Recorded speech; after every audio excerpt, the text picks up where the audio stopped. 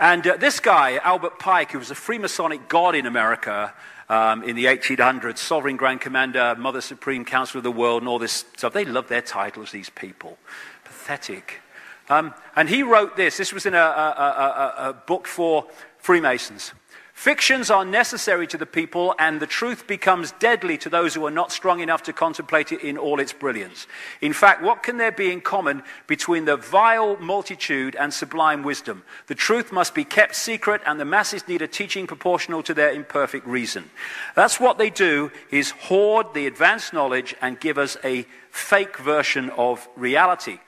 And Brzezinski talks about this area. He's been talking about this area for a long time. He calls it Eurasia.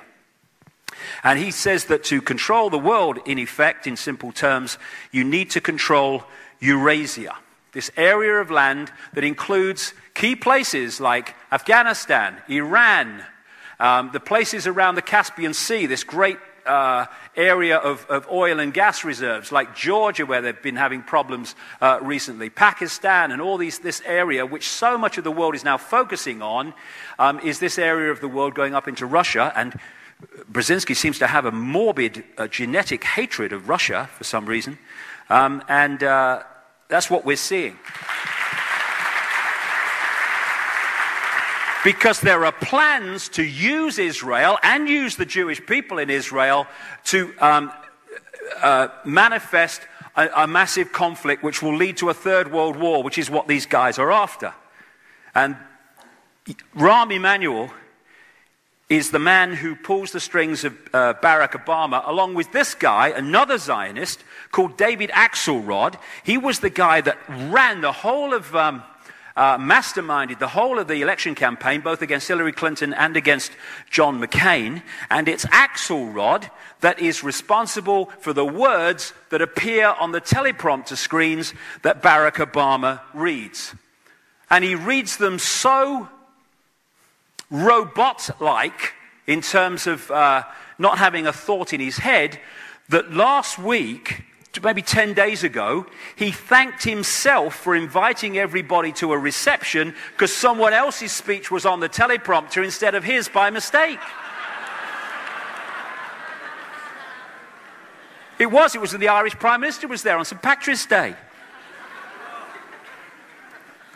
There, people are starting to call him the teleprompter president. It's so bloody obvious. That's why he never looks ahead.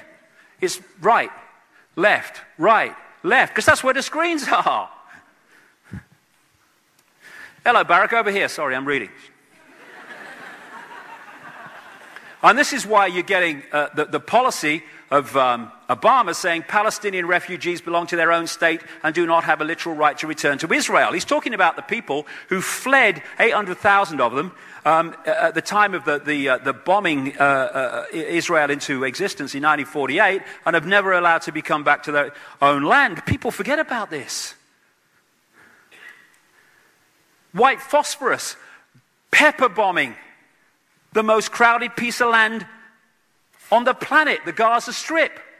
We don't target civilians, we just bomb where they live. Unbelievable. We're just protecting ourselves. No, it's a slaughter. And now I'm hearing, oh, there's a lot of anti-Israeli sentiment. Do you know something? I have a way around that. Stop slaughtering innocent people from the sky, okay? End of story. And it will go away. And this is important. This is important for what's planned to come. We now have a situation in Israel where the extreme of the extreme has taken the reins of power.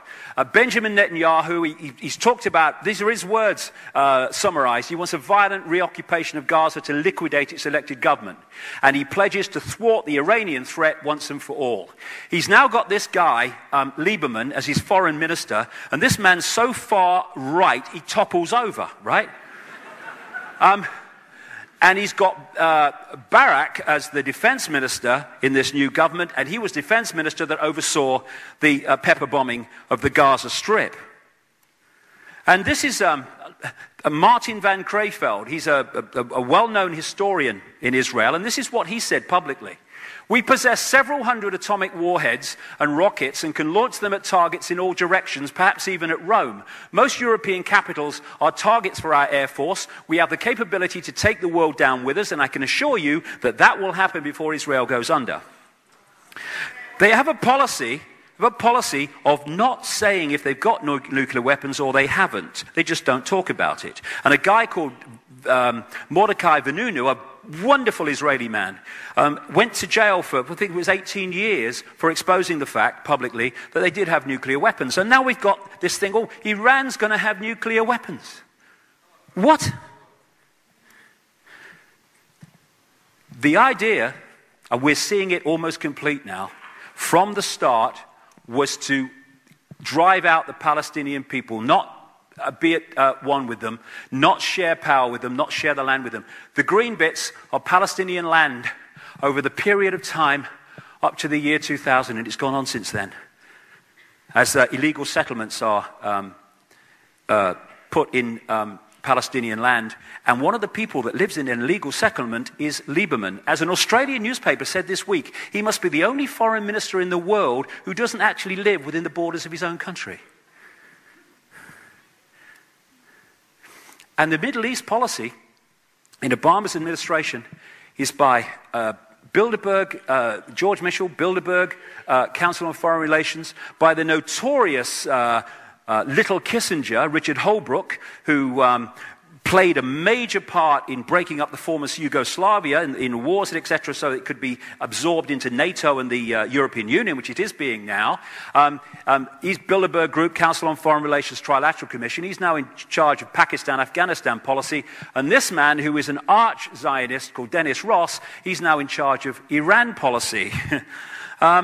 What it's building to is an effort, and Brzezinski is behind this among many others, to create a conflict out of the Middle East, and in this area we're looking at, to bring about a third world war.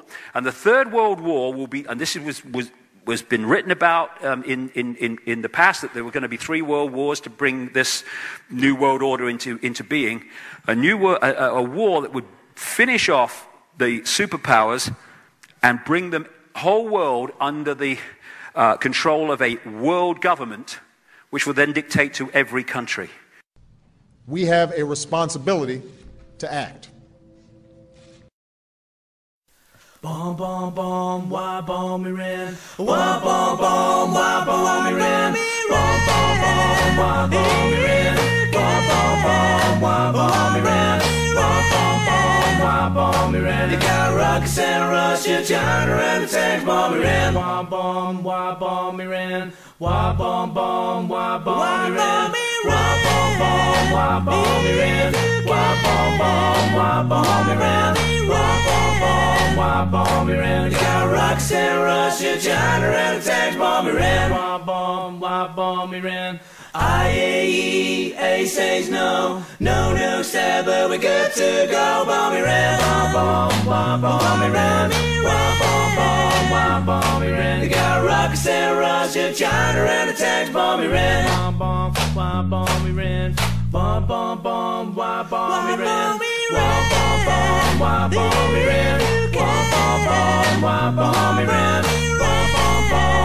bomb Iran. They got rockets and Russia, China, and the tanks bomb Iran. Why bomb Iran?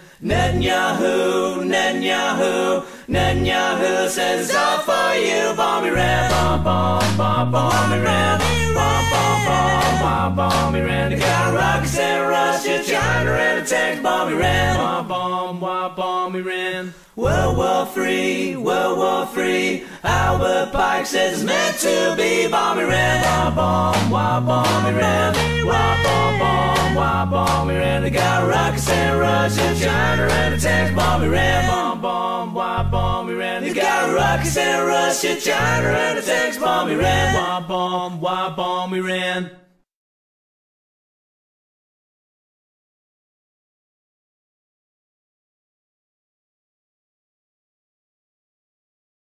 Rise like lions after slumber, in unvanquishable number.